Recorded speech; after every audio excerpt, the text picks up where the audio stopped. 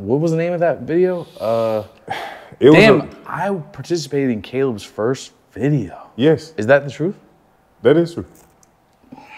See, now you got it on camera. Hey, we gonna talk biz on this one here. You know what I'm talking about? Big. Fuck this one. I heard investment make the Forbes list. Amazon, the Rock Nation made investments himself. Go buy the building, don't be worried about the door split. Even if the mission get hard, you can't avoid it. You see me getting money, well, I'm just expressing myself. It's harder building on your own, you always welcome to help. Build a mastermind, group works in Napoleon Hill. You know We back in again for another amazing episode of Change Agents. My name is Caleb. I'm Trav. You know what I'm saying? And today, man, we got my really one of my best friends in this shit, man, for real, dog. Like, shout out my guy, Cody. You know, how you feeling today, bro? I'm good, man. I'm happy to be here. I'm glad we made it happen. Yeah. Glad we made it happen. I'm really happy about this because when me and Caleb first got cool, like cool, the first person he ever told me about was you. Yeah, like even before Jarrell. Word. I'm like, bro, we got locked in with Cody. My man. fault, Jarrell. I used to hit Caleb and be like, yo, where you at here? Like, oh, you know, I'm at the office with Cody. I'm like, when the fuck I'm gonna get an invite to this nigga Cody office? Yeah, was it me or Chad? No. It was really you. It was really you, bro. Okay. Like, it wasn't Chad. It wasn't Chad. You know what I'm saying? Shout out Chad too, but like, of course, you know what I'm saying? Of course. More so like. No, I'm just saying, I still haven't been to Chad office. I don't know where it's at. Right up the street from mine. That's crazy. And let me tell you something crazy too. So like, the reason I even kind of met Cody and even Marcel is because of Cam Kirk. Yep. Wow. Cam lived right across the street, or not the street. Yeah. Like, they were neighbors, bro. Yeah. But see, the creative Atlanta is really this big. Yeah, when you're the truth, for sure. Yeah. So like, when you kind of like climbing or whatever, like you said, like, you know, less and less people are kind of in the room or whatever. But like, man, I had met Cam Kirk at like A3C. I want to say like. And this was pre-COVID. 2014. So, like this was a long time ago, Yeah. bro. Like this was like maybe 2015. Yeah. I want to say, and like we had linked or whatever, and I'm trying to remember exactly how it went. I was still in college, so I was at Kennesaw. So this had to be 2015. It was 2015 because I think it was right when Drake put out Views? Maybe not Views, but the one with the Chick-fil-A writing on it. What was that called? If you're reading this, it's too late. That's it. And it was also around the time of what's the Kanye out? Pablo. Yeah. So all of that was going on this 2015. And I ain't even tell Marcel this story, bro. But Cam had hit me one night. This was like, it had to be like 9, 10 o'clock at night. And Cam was like, yo, bro, like, I need you in the city. I'm at Kennesaw, you know what I'm saying? You're like far away. Anybody know anything about Kennesaw, it's like 40 minutes from the city. And if it was a Friday night at 9, it's an hour. You know what I'm saying? And he was like, yo, bro, how quick can you get down here or whatever? And I was like, yo, bro, I can be there at 20.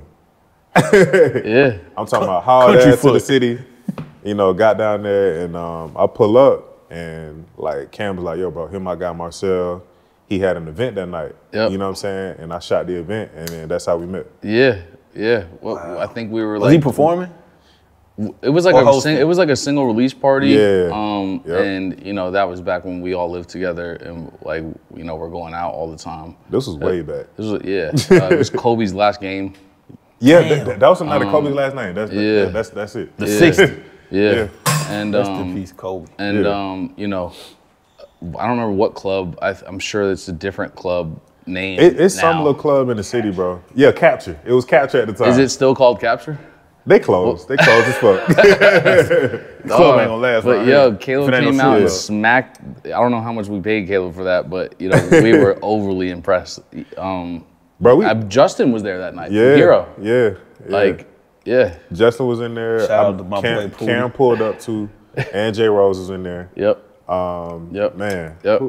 We were not expecting what you sent back, to say the least. Like, you know, we thought we might get some cool photos and some normal iPhone-looking video, but you sent like a movie back of us, and we were like, that shit look like a music video, in bro. 2015. Like even in hindsight, like that shit look good. I'm not gonna lie. Before I get into how much I hate that you could do that, like at a whim, and that was early, bro. Yeah, that was like I saw it then and there. I was like, okay, Caleb's got something. And then, like, we kind of, like, you know, did some other, like, small gigs. Like, Caleb was still coming up, but, like, I always made sure, like, I could get him as much money as I could for shit, but he always over-delivered every single time. Like, so we did, like, multiple $300 videos for people. A lot. Like, if you think about $300 for a video, that's, I mean. That ain't shit. I got a better story. I got a better story. Then we're going to get a little bit more into you. I got to give my dog his credit. The first time I ever booked Caleb for a non-label video was Already Rich. Oh, yeah. A-Lex.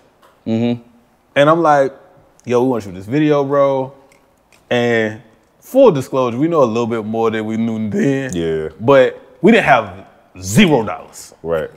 Like so I think we might have came up with like 1,000. Yeah. Right? And this is early in me managing. So it's like, I'm managing, and you know the difference between a manager and label. Managers don't technically supposed to spend money. They're not supposed to It's spend the money biggest myth of all time, though, because all managers spend money if you want to keep rocking. So you're always going to have to front the bill, too. Right. So there's that. We started, our first shot of the video was at Walters at night. Yep. So I'm like, all right, we're going to pull up. I think we pulled up like 9 o'clock. It's just Caleb. Yeah. But now, granted, the last time I booked, we booked Caleb. Yeah, you know, Caleb in the Ronin. Yeah, last time we booked Caleb had, it was a whole production, whole open season was there. Okay. So we pull up to that, I'm like, yo, bro, where your team at? Where's the squad? Where the lights at? Where are the walkie-talkies? Where's everything? Yeah. And the other video was $1,000 too? No, the other video was Cantrell's Mass Appeal budget.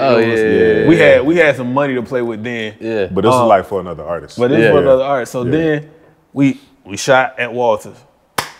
15, 20 minutes. Then we went down the Mark, that diner that's right there. Yep. Across on Punt City. Yeah. On Punts. Yeah. We shot there. Yep. And then the last scene we shot at my house.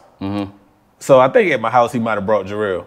But I'm like, in my mind, I'm like, I just hope it's good enough because it's $1,000 budget. My man ain't bring nobody with him. Right. I was like, nigga, this shit look better than the last video. So he really just crazy like that. But for the people who don't know Cody, tell the people what you do. All of it. All of it. Drink Tito's. Yeah, tonight for sure. Give me a sponsor. You know, currently I'm an A&R at Asylum Records. I'm a digital marketing expert, you know, for music at the highest and lowest levels. I used to produce music videos. It would be hard to pay me to do that these days unless someone like Caleb asked me to do it. Honestly, yeah.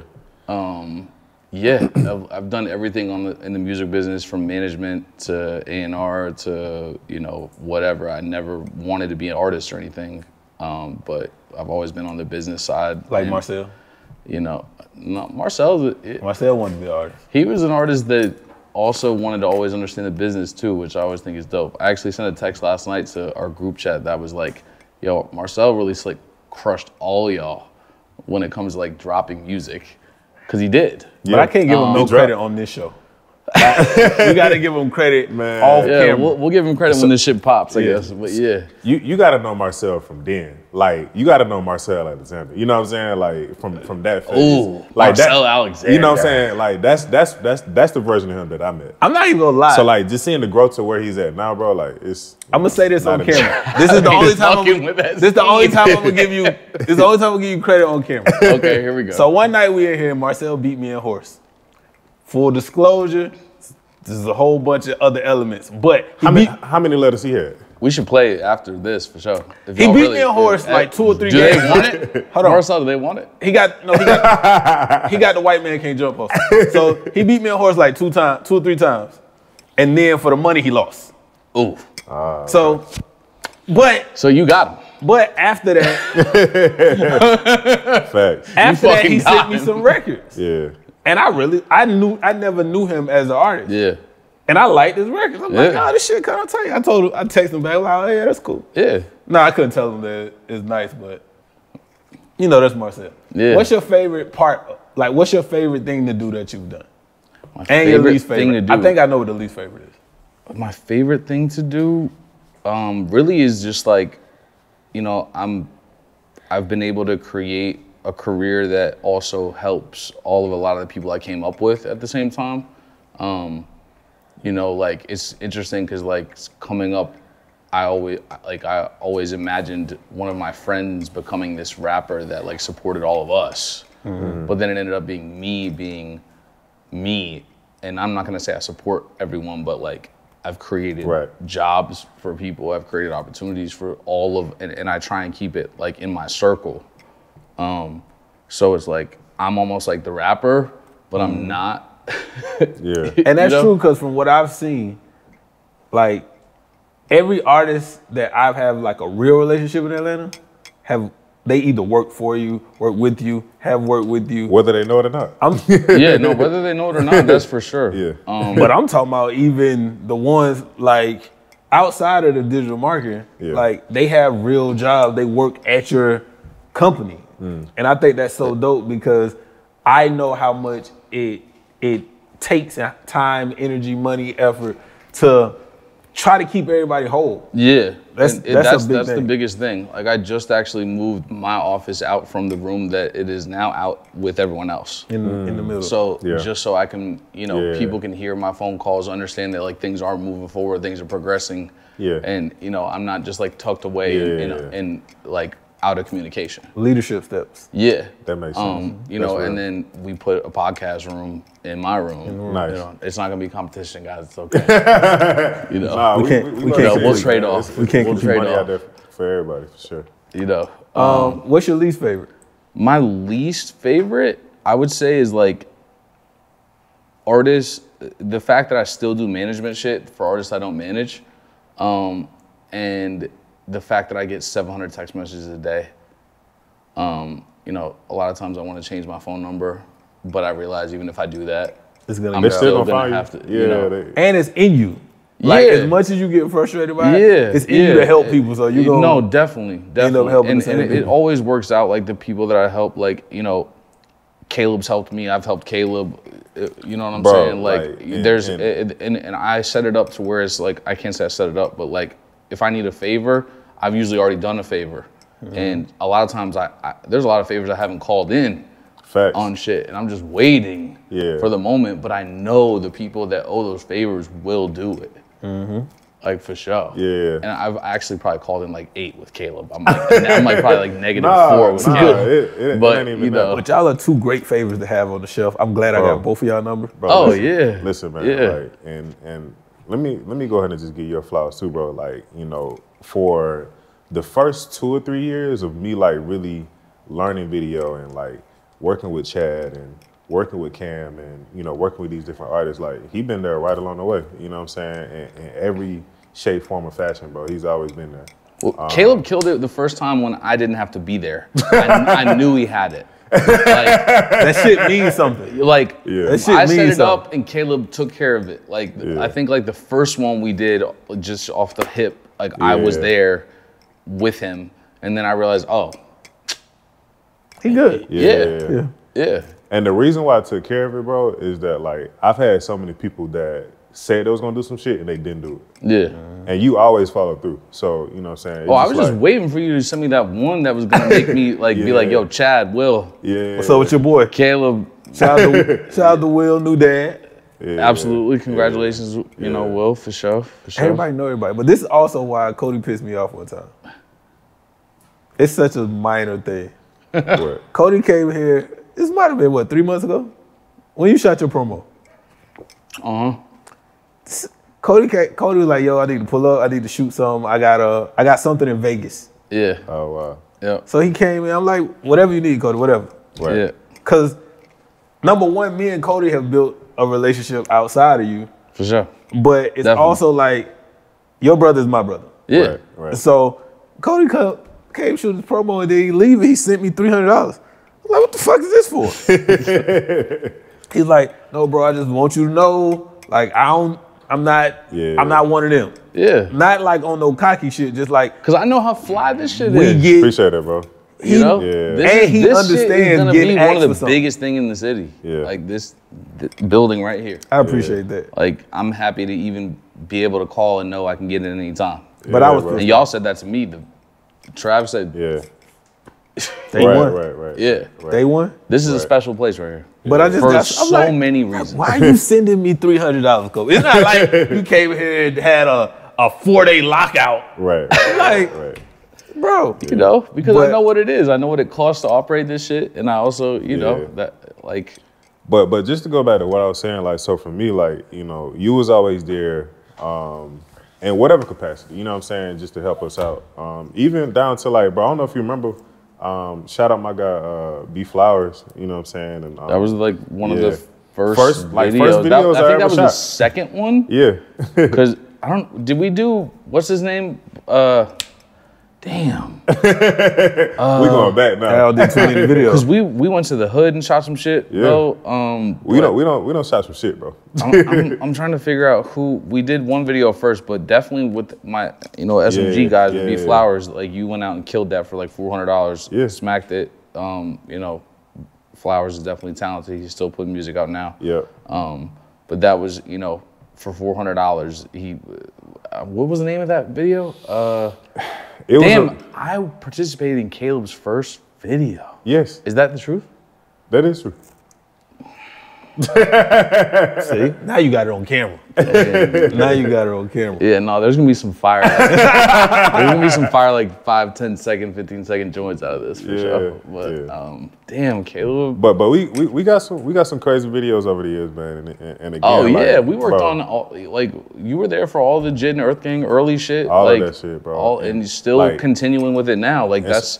And so like that's big. Like when I talk about like highly about like finding mentors and stuff like that, like this is what I'm talking about. Like, bro, like I don't think you remember, bro, like how much it really like meant for like this don't happen as a studio unless it's like you doing what you did. I feel you. No, that's real. On both sides too. Because I'm not gonna lie, I didn't know I was paying you at one point. Right.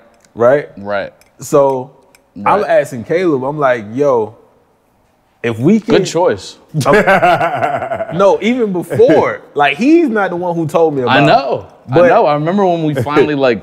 I was like, what the fuck? Determined that. It was like, yo. My whole thing was when we first decided to do this, I say, and we got to get with whoever these guys is over here so we can make sure our stuff. And he was like, that's Cody. I said, Cody who? Yeah. So, let's talk about the process, bro. What is the biggest secret to helping an artist break? I think the biggest secret is release music freely when you want to and don't worry about the numbers, to be honest. Make content beyond music videos. A lot, you know, and don't just depend on a digital marketing campaign to break a record. Or label. In general. Don't depend on anybody. Yeah. You know, any artist that I've ever worked with, if I ever felt like I wanted it more than them, I'm out.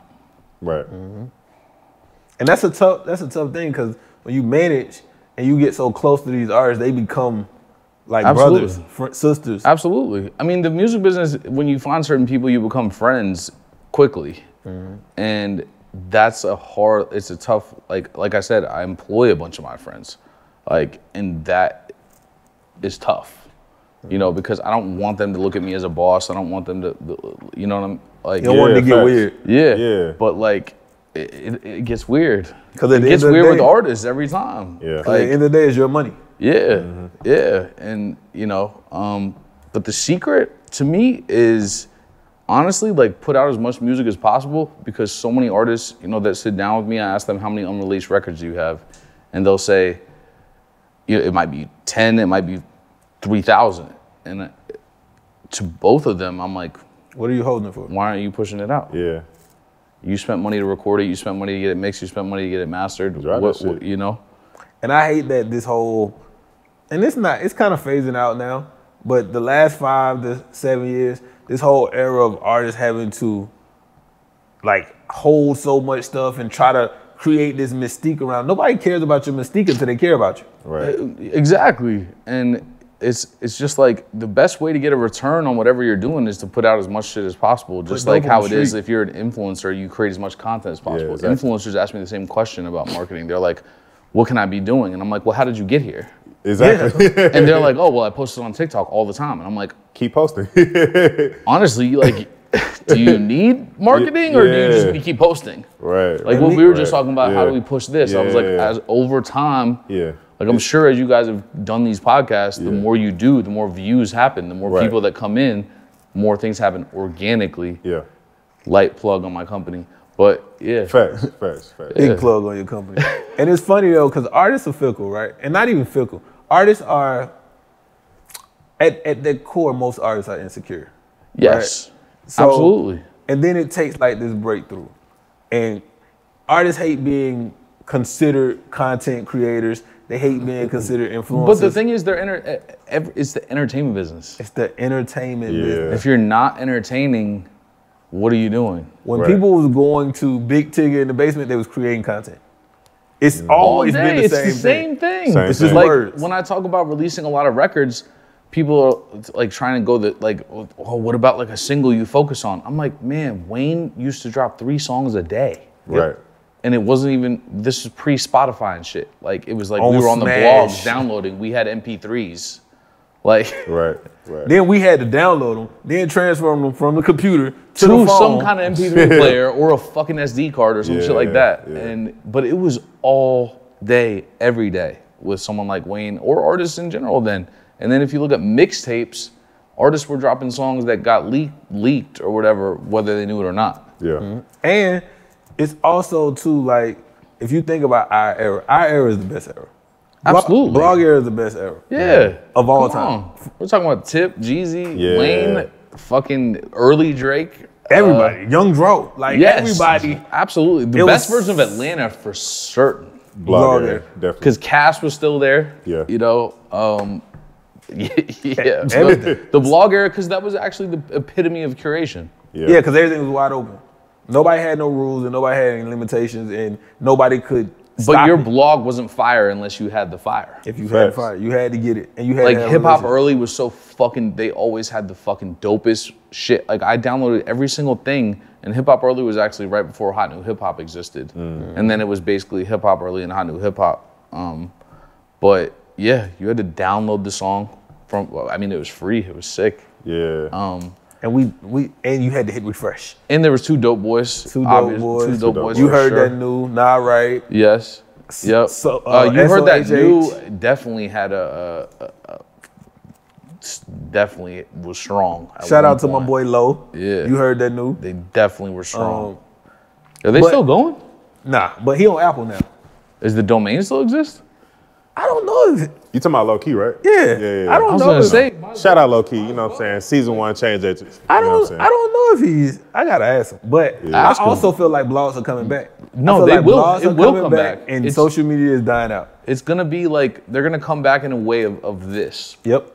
You know, it's gonna be like what records we're talking about, or you know, in some way. Just the way that now, like fucking baggy jeans are coming back. It's like I remember when skinny jeans came out and I put on a pair of my old jeans, I was like, yo, what the fuck was happening? Yeah. Like, why are my jeans covering my shoes? Yeah. Dog, and why my shirt? But it's like now, oversized shirts are coming back. Oh yeah, definitely. Everything is coming back. I don't know if oversized just plain tees will come back. Nah, it gotta have some swag. It gotta be a rapper tee. Yeah, there's gotta be like some graphic on it, you know. How do you keep up with so much music that's coming out now? How do you keep up with it? As an A&R and then just as a fan? Man, as a fan, it's harder than ever because I'm not gonna lie, I didn't even listen to Drake and 21 shit. You know, I still haven't listened to it top to bottom. Yeah, it's really hard to sit down and listen to a whole album. I found myself falling in love with one song. Like last night, I was drunk, but last night I was listening to one song over and over and over again in my studio. Not even a big artist, just an artist that I fuck with. Yeah. And, you know, to sit there and listen to something for an hour, unless I'm at like a show, is gonna be hard to pull off. But I can't think about it that way because I'm not the average consumer. Yeah. So, you know, the average consumer definitely has time. When I think about to the time when I had time to download every song on these blogs we were talking about. And we lived there. Yep. Yeah. You know, so. And I don't even think that's age-based. I just think people who don't have to do what we do for a living have more free time to go dive into things. Yeah, I mean, and a lot of times it's it's timing for me too when I listen to stuff. It's like, you know, if I'm like right now, if y'all played a song, I'm gonna listen. Right. You know. Do you believe in summertime and wintertime music? Like, I feel like no, music has to be different. I believe that there's a feeling in seasons, but I don't think it matters. I think that there's a reason to drop on Friday, which is dropping on cycle. In the same way that, you know, radio ads used to be like on Tuesday or whatever, but you know, if you were gonna drop 4 songs a month, I would drop 4 songs on Friday. See, I hate Fridays. The reason why I hate Fridays is I hate Fridays for independent artists. Because you think everybody drops on Friday? Yeah. Everybody drops every day. Yeah, in the last year. But I'm saying everybody drops every day. It's like 60,000 songs go to every day. Yeah. But the big dogs dropping on Friday. But the only way you get on New Music Friday is by what? Being out on Dropping on Friday? Yeah. But that's the game. That's but the New teaching. Music Friday isn't even actually like the, you know, even I'm contradicting myself a little bit here, but like New Music Friday can fuck your algorithm up a little bit because you're in there with all different genres. Yeah. And then when it comes out Friday, your song goes dips. Yeah. Because you with everybody else. Yeah. Well, you just came out of the playlist. It's only a week-long playlist. And so how if I was an artist, and let's say I was an artist like T.I. I'm young T.I. I'm the new young T.I. Oh. How would you manage me? We get a Cody consult for free right now. How would I manage and you? I don't You're have the any... young T.I.? I wish you exist. You and me both. Because you don't. Right. Everybody's tuned out. Everybody's auto-tuned out. Everybody's on, you know. Drugged out. Yeah. I mean, the new music in Atlanta is I'm really not even on the pulse of the new shit in Atlanta. I'm more on Memphis, Detroit, LA. But I think it's going to take a new T.I. or a new Jeezy or a new counter something to of that what nature. it is. Yeah. To break the mold. Or at least like a new Migos. Like, give us that or something. I don't know how that would be possible. Yeah, it's tough. But I mean, you know, you have Nudie, you have Baby Drill. Shout out to Nudie. I'm not too familiar with Baby Drill. Yeah, Baby Drill's probably like. He on the cusp. Yeah, he close. I hear his name a lot. I just haven't had time to like go down the rabbit hole. Yeah, and I'm late. You know, you know, I'm also like considered a research A&R. So like I see people's names. Like I'm always like watching Say Cheese. I'm always watching World Star. I'm always looking at things like that. You know. I'm like, I mean, I think I'm a good A&R because I understand the research, but I also like know every producer around. So it's like I can put people in the rooms for sure. So I was also, you know, being born in 1990, like I was born into the computer world and also was listening to cassettes at age 5. We're the last era that had that new life before the computer. Yeah. And that but also like had enough time to not be behind. To learn it. Yeah. In real time. Yeah. So it's like it's interesting to see the difference between like people that are like 5 years older than me. Like Trav, how old are you? I'm 30. I'm 2 years older than you. I'm 30. Oh yeah. We're right there. Yeah. So like literally like 40-year-olds are fucked. Right. Done. Like straight up. Yeah, they are. But I be starting to feel like literally though. I'm getting there though. Nah. If you're only 2 years older than me, you're right there. But it's like, it's crazy though, because honestly though, if you were in the 80s, there is a difference because there was huge difference, bro. Like at 5 years old, I had a computer. Yeah. Facts. Yeah. I'm pretty sure y'all had like a Nokia phone, right? I had Nokia phone. Oh yeah, definitely. I had every cell phone except the bag phone. Nah, if you're 40, the first. Your first phone, you probably 12. Right. Maybe even do the math. I don't know, but yeah. So the key is that the little blue Nokia. The key is that like our had a little snake game on it. Yep. The joint you could swap when they sold the swap out cover. You know, you could put whatever you wanted on the phone. Facts. And you could play Snake. It What was lit. I used to get them T9 word. Used to get them shit think with about minutes. Texting like we used to text. Bro, having him 3-4 Come on, man. times. T9 word. Trying to get away with it. Are you kidding me? T9 word? Yeah. Dog, I use prepaid phones. Yeah. Man. Or free before 7. I mean, free after 7, free after 9. Exactly. Yeah. That's crazy. What? But that was a great thing. That was a great bro, ringback tones. How about that? Bro. Nah, like, I stand on the fact that we need to go back to free after 7. Because you won't be expecting me to call you. Yeah, exactly. Yo, for real. Unlimited text messages need to go away. It does. Unlimited data maybe should go away too, for real. Yeah, we old. But like, I get what you're saying though, because it's like the 40-year-olds, they have no idea how to operate AI. Like, well, the thing with that so too is they're removed, and maybe they're also blessed though, because they're not gonna be like this when they're 80. Yeah. We're gonna be, our necks are stuck. We're gonna be fucked, bro. You know what I'm saying? Like, I remember one of my professors in college was like, all of you guys are fucked. Yeah. We're like, what? And he was like, because when you're fucking 80, your neck is gonna be, because your head is the heaviest part of your body. Yeah. So he was like, all of y'all are gonna be in the retirement home like this. It's already happening, bro. Reggie over there laughing, because, and we're gonna get back on subject, but we went to the gym today, right? So we shooting, and my wrist is hurting. I'm talking about like hurting. My wrist is hurting because 9 times out of 10, I fall asleep like this. So like my wrist literally, I'm talking about every night. Or you wake up and you answer email, you going back. You text. We're gonna have arthritis. Yeah. Bro, I literally felt like every time I shot the ball, my wrist was popping. So I had to change my jumper while to stop following through because my wrist was like an 8 pain level. I mean, shout out to Trav for working that hard. Man. That's the game. Crazy. Absolutely. It don't stop. You said you get 700 text messages. I ain't there yet. Yo, if I sleep till like 3 or 4 o'clock, bro. Yeah. Man. Asylum Records. How do you get to Asylum? So honestly, like, you know, it was such a blessing to meet someone like Chad and work with Chad, because I was able to establish my name via working with him, via what he was already doing as a director. Like right after we did Bad and Bougie and Broccoli, people started listening. Like when I say do, like we produced those videos, people started to listen to me on the marketing tip. I mean, Bad and Bougie was like the biggest record at the time. Like I'm talking about, like this shit got 1 billion views right now. Yeah. And by the way, for the people, I look like I got left off Bad and Bougie.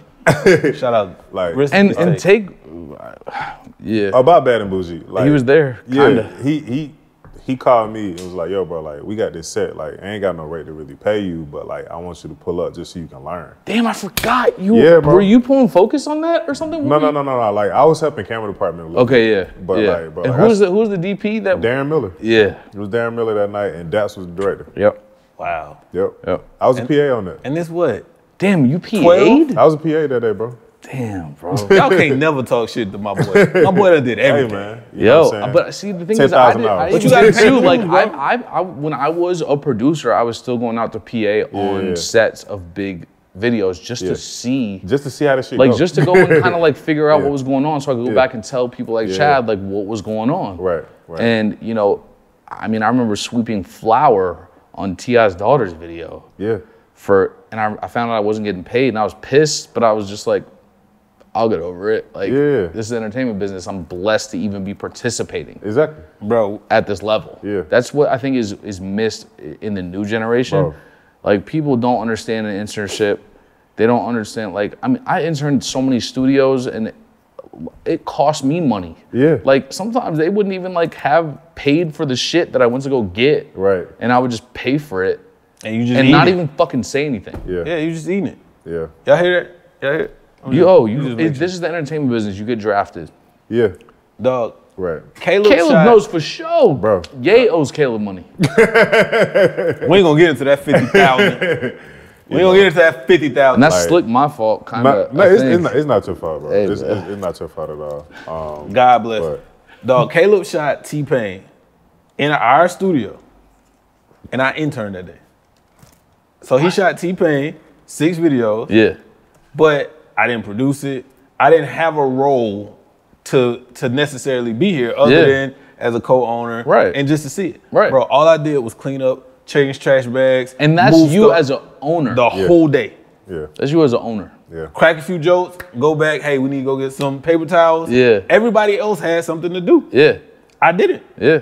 Now, granted, I could have just sat there and watched it, but that's not even to my business partner. That's gonna mean something. Right. Somebody who knows I'm in the fight with him. Yeah. That's still gonna mean something.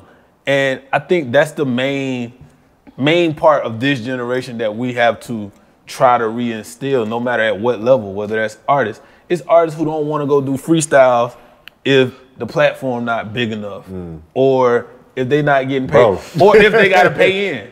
I'm just like, no, definitely. This all come with the game, bro. Yeah. We dreamed about being able to do this. Yeah. Literally dreamed about it. Literally. Sometimes I just sit there and think about some of the shit that like I've done, and I'm like, yo, people would like give their like left hand for some of the shit that we participated in. Facts. The sets we've been you know, we might not always get our fucking awards for it or whatever, but like we know we did it. We know we did it. Yeah. And like we made history. Right. Like that's one of the things I miss about the video stuff a lot sometimes. Yeah. Bro, this man worked on Broccoli with Yachty, bro. Like, I think that was like video of the year, if I'm not mistaken. Or like well, the funny thing is like after we like did it, we were like, Nathan actually surprised the shit out of us. Shout out to Nathan. Yeah. He's a fucking crazy such an amazing director and editor. Like we didn't think it was gonna be good. I mean, I went to every Toys R Us in the city to get that red fucking flute for Yachty. Dog. And it was probably like his request, right? Or yeah, for sure. For sure. A red fucking flute, bro. Yeah, a red flute. I found that motherfucker. I was just fussing at one of our head of content, Giles, because we sent one of our boys to go run an errand. Yeah. He like came back with nothing? No, he was getting ready to go do it, and Giles was like, damn, I ain't know you was the wardrobe person.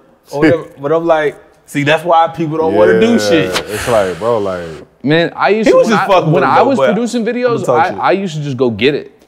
Like even if I was the producer, like I would just go do it. Fuck egos, bro. Yeah. Just do the shit, get it done. Yeah, like literally just get it done. Like, and if you don't trust someone else to get it done, definitely go just get it. Exactly. Like when Caleb become a gaffer, then become a set designer. And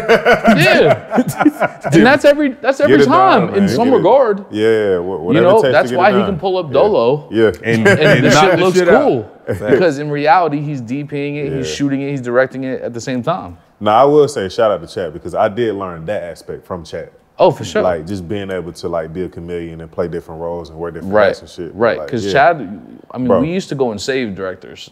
Me and Chad and Will used to go save folks, man. And we took no credit for it because, that was part of the come up. And so like when he said that, like I'm talking about like it's a lot of these directors, like I ain't gonna say no name, but they know half of the shit that they say they knew how to do. And like Chad used to come in. Chad was there doing it. We're gonna do this, we're gonna do that. He'll give Chad was coming on and doing all that shit, bro. All of it. For a lot of videos. And I saw that shit in real time. But that's why he is what he is. Yeah, absolutely. Who's your favorite artist you ever worked with? Sada Baby. Why? Sada hard, bro. So that was quick. Shout out Skilla Baby. You know what I'm saying? Of course, Skills is up next. Absolutely. Really Sada because like when I first got with him, it was like right when COVID started. So like it was a big win for me for like us to become friends. Because the first time I was in the studio with him, he didn't say a word to me. But he was the first artist I ever saw to go in and make 10 songs in one night and everything was off the top of his head. Shit. And I didn't really fuck with his music until I experienced that. Yeah. And understood him. Yeah. So like, I mean, to kind of like make an analogy, like a lot of people didn't like Thug at first until they listened to what he was saying. Yeah.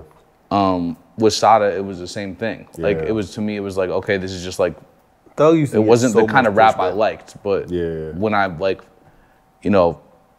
fucked with him as a person and saw it, I was like, yo, he's him. And he's a part of the reason why Skilla is him as well. Like Sada used to push Skilla so hard, like they would go back and forth in the booth. Like if you're gonna record with Sada, like you better be ready to just go in and like and spit and be like we're not gonna sit there while you write your verse. Damn. So you gotta stay ready. You have to be like a I mean, a lot of rappers now punch bar. Like they punch. Yeah. I'm okay with it because that's just what it is now. Yeah. I hate it. And it creates studio environments though where records are getting made fast. More. Right. Yeah. Like I literally cannot sit there and just listen to a beat for 4 hours. Do you think the records are personally? Now, I'm not a studio rat either, but I think you can. I can hear be if you're like that. I can't be the other way. Right. You can't be right. if you got to sit in there for 6 hours and get one song. Yeah, I can't because at that point I might as well just put the right people in the room and just dip. Yeah, facts. Like, facts. And then, play the record for me later and maybe I'll give you some input. But what I like about the punching is like you can damn near give input real time. Right. You co-writing the song? Yeah. I do it all the time. They're like, yo, what do you think I should do here? Or should I like use this part as a bridge? Should I use this as a hook? And I'm like, move it to the end. Like, if an artist can record real time, I can do that for them. Right. Least favorite? Least favorite artist? Controversy. Least favorite. He know it. He know it. I don't think I know it. So my least favorite artists all came during the video world. Like, Migos were fucking so difficult to work with, to be honest. Like, so was Thug, in a way. But then it's like, Thug was like rude on set to Chad a few times, but then I was kind of pissed about that. But then 2 days later, I saw him at the Fox with his daughter, just him and his daughter. Oh, okay. And you I was like, it's a different person. Yeah. He was great. So Will shot him here once. With Corday. But you have to think about with these guys, it's like every day is a push, pulling on so much going on. Yeah. So like you cannot look at them based now you off see all the other shit he had. You can't look at them based off of one experience. But that's why some artists last forever. Like Tip, when he comes in, he says, yo, what's up? Like I'm Clifford Harris. It's like Ludacris is like that. Yeah, exactly. Yeah. So it's like, what are you're saying hello to me? Like, I obviously know you're a T.I., bro. Yeah. Like, Currency, another one? T.I. comes in and greets. On the Jimmy Fallon set. T.I. comes in and greets everyone on set. Right. On the Jimmy Fallon set, Ludacris spoke to everybody. Maybe twice. Yeah. But they're businessmen strong, so they understand everyone on set matters. And they understand business the right way. So. Because if someone on set doesn't like you, it could ruin everything. Facts. And it don't take with them to say the right thing and go viral. Yeah. It's so much involved in it where it's like, it's tough being a star. But who's the person you want to work with that you haven't? Outkast.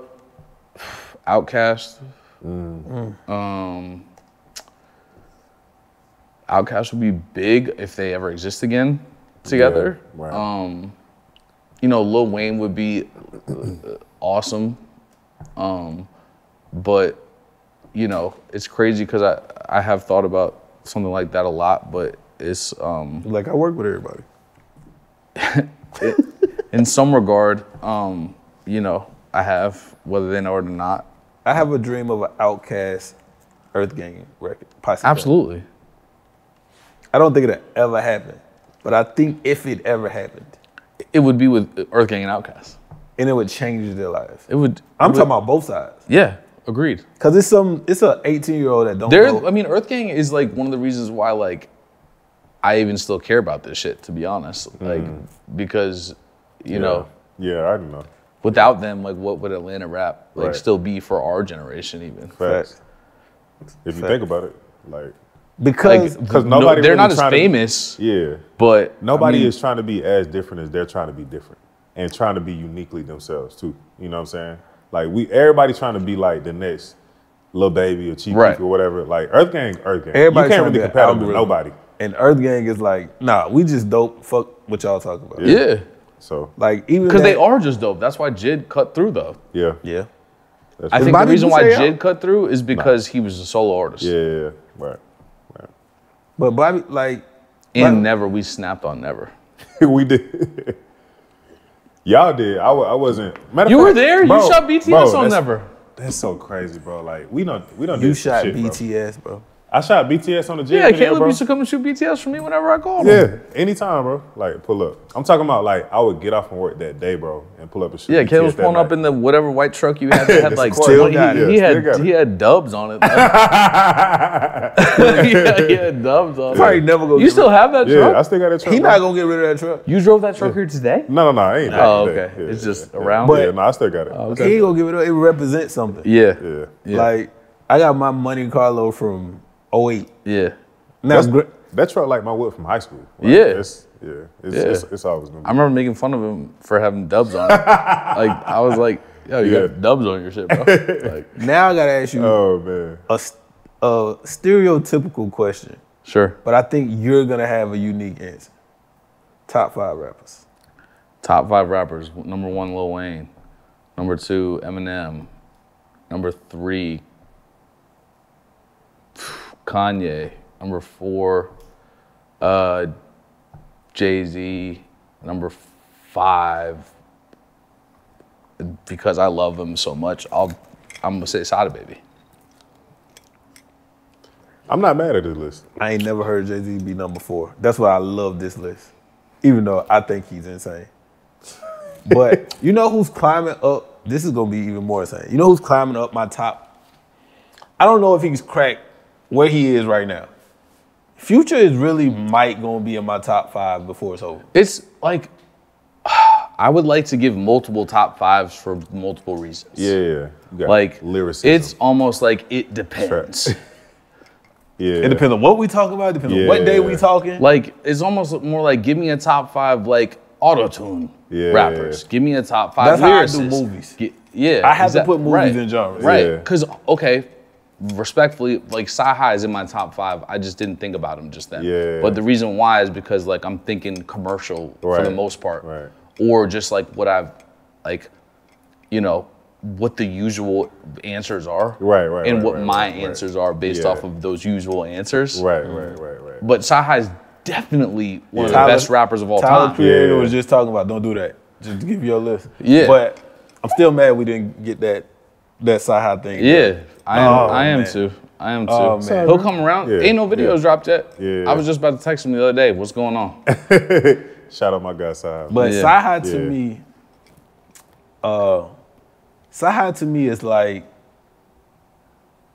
Sci-Hi is like Method Man to me. Yeah, for sure. Not even just rhyme skills. I know exactly what you mean. Like, so dope, so different, and he wasn't the one that they chose to be like the star. Dope. And it just happened. And the only reason why Meth, I think, actually transcended that is he was acting. That's true. And he had the Mary J. Blige record. Those two. Right. And, you know, now, respectfully, like a Mary J. Blige record wouldn't have the same impact. So, you know, I don't know. That's a good topic to flow into before we get too far. We can talk for hours. Outside of Drake and Baby, do artists still have that impact where they can literally get on a record and change somebody's career like that? No. Why do you think that is? Because there's so many artists.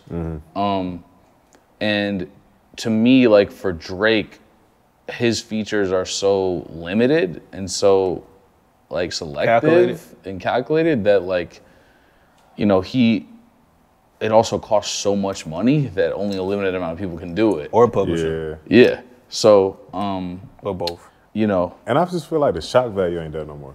Like when everybody knows you can pay for a feature. Everybody knows you like it's like when, you know, people used to think that there was a special thing around a DJ hosting a tape. And then they found out you could pay for it. And you know, DJs just started sending out pre-done drops. Exactly.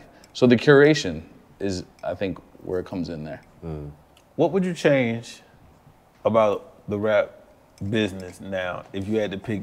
What's the most pressing thing that you would change? I think artists should really strongly understand what they're doing before they sign a record deal, and understand that if you're at the point of signing a record deal, that you're basically don't need to sign the record deal. So I know if you're at that point, you're making enough money to sustain what you're doing. And when you sign a record deal, you need to have an attorney that truly explains to you what it means when you get an advance, what it means to pay the advance back, what it means to pay back what's going on in general. Leave perpetuity out of the conversation. Right. The universe is fine. Some people trip on the universe. I'm like, no, worry about the fucking term. Right. You know, and it's like a lot of people think that signing, like if you're gonna sign a deal, like make sure you love who you're signing with, and then that it seems like they're gonna be there for a while. But don't go for the lump sums, man. Like I see too many of my rapper friends move from lump sum to lump sum, and in reality, if they had just dropped independently, they would have so much more money. And a lot of, I would also change, my bad, Trav, but I would change literally like the concept of like creatives just need to be creatives. I think that's bullshit. Explain. If you're a creative, you should understand the business as well. Facts. Facts. Like that's bullshit to me. I just want to be like in La La Land. Do you think that's like... That's why people have to go lump sum to lump sum, because they're just like, oh, management's handling that side of it, and they just want to go and like, just, you know, be a rapper. Like, what other business does that exist in? Do you think that's lazy or ignorance? I think that it's a narrative created for the corporate system to almost to like keep it. Yeah. I know this artist, shout out to Rob Markman, artist named Win. White girl raps, just this way, just a lot of things. She signed to Genius, but she did an EP deal. So she's technically kind of signed a World Star then? Yeah. Yeah. So she did an EP deal. One off. Yeah. Dropped project, dropped single, got hot, it's going crazy. Right. Label started calling. She was like, nah, I'll wait. Because whether it's her or her team or her management, whoever it is, and you know, having Rob Markman on your team is just absolutely he's a great advantage anyway. Yeah. And he's just a good person. Tape of all time. Facts. To me. And OJ is great, but Taylor Alderdice. Is the best. Yeah. And he's just a good person. So that speaks to loving the person he's a curator. You're signed with, right? But somebody realized that, oh, we got enough right now. Why are we? I don't know what her deal whatever it is. Yeah, that sounds great right now, but a lot of rappers don't understand that you actually got to pay taxes on that shit. Like, you know, and they just want to go get the quick. And if you hot enough to get like a $1 million, $2 million right now in this world, if you are in a research-based world, which when I say research, I mean like this artist is already making money. If you're showing up on the research, you're making money. It's what do you get to the label and you think your life is gonna like be totally different?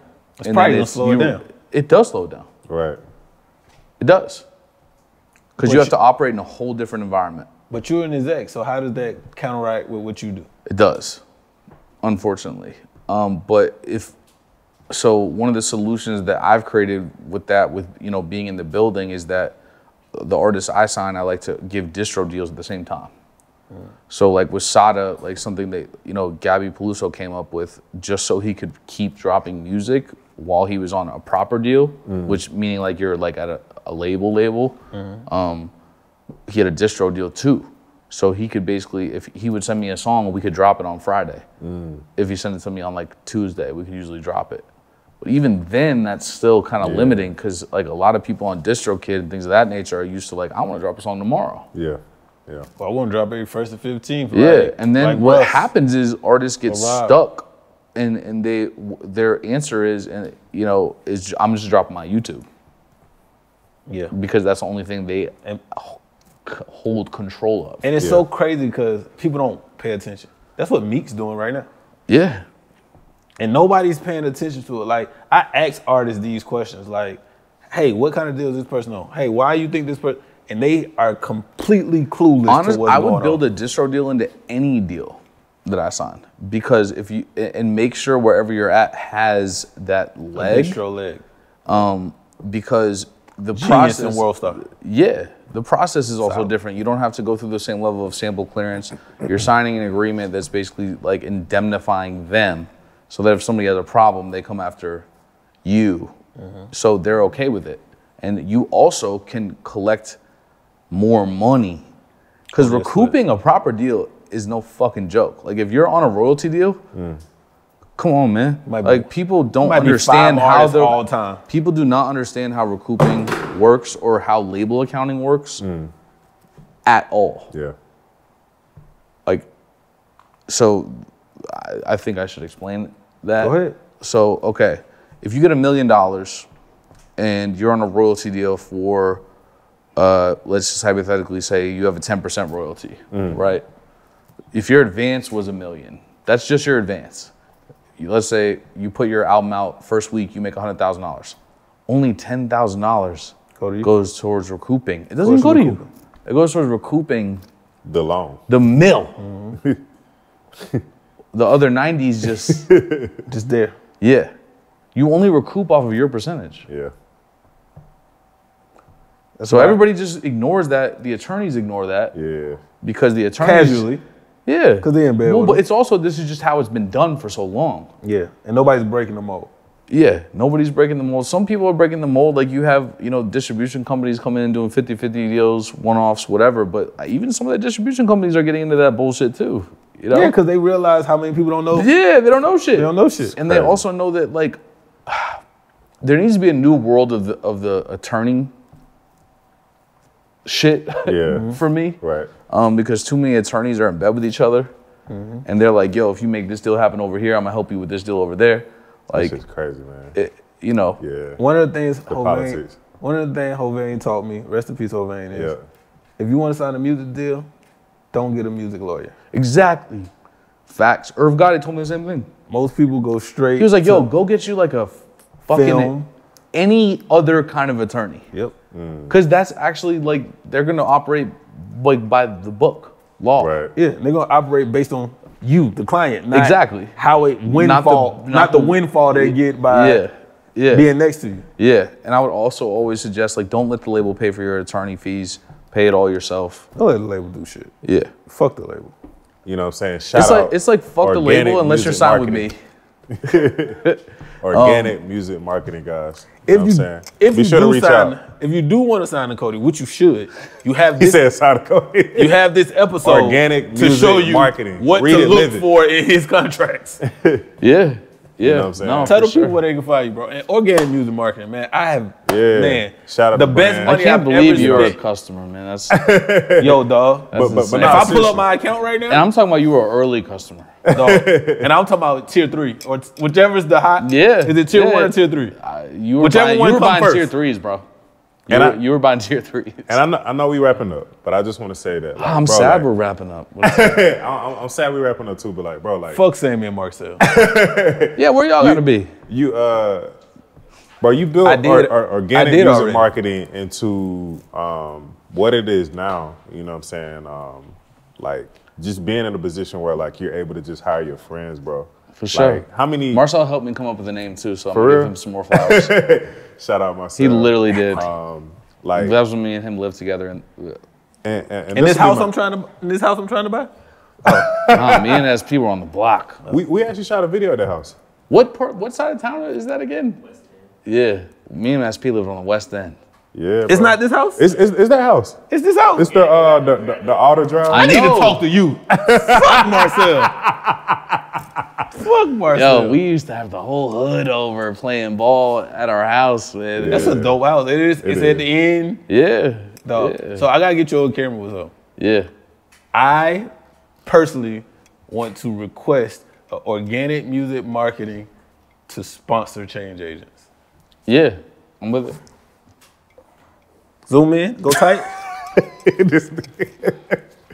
No, I think we should. We have to do something like that because I know what this is. I know what it's gonna be. It's just a matter of time. Just a matter of time. Tell them where to find you, bro. CEO and Cody Patrick. CEO Cody Patrick, Instagram, organicmusicmarketing.com. Simple as that. CEOCodyPatrick.com. No. Yeah, I think that's it. Yep. Where the money resides. If you're an artist, influencer, anybody who needs like marketing in any capacity, be sure to reach out, man. It's just for sure. I try my best to respond to everybody. Yeah. You know, I keep it a buck every time when I do respond. Yeah, I'm trying to make myself less available to people though, right? Because that's one of my like. Your biggest currency is access. Yeah, and it's one of the reasons why I got to where I'm at by working so hard, by doing it. But now I'm realizing at this point, it's like we're all probably dealing with that. Facts. It's like all of us. It's like, you know, the less accessible you are. Hire my first project manager. Yeah. I'm over it, bro. Yeah. I'm over it. I'm too nice. Yeah. You get the heartstrings pulling, and I hired a woman who don't care about nobody. Yeah, like, Marcel, we're wrapping it up. Dog. But to be a change agent, you gotta be two things. You gotta be inspired, you gotta be aware. Go be a change agent. I'm Trav. This is Caleb. Yo, and I'm Cody Patrick, and I'm blessed to be a change agent, and I'm blessed to be here today. All right, man. We out.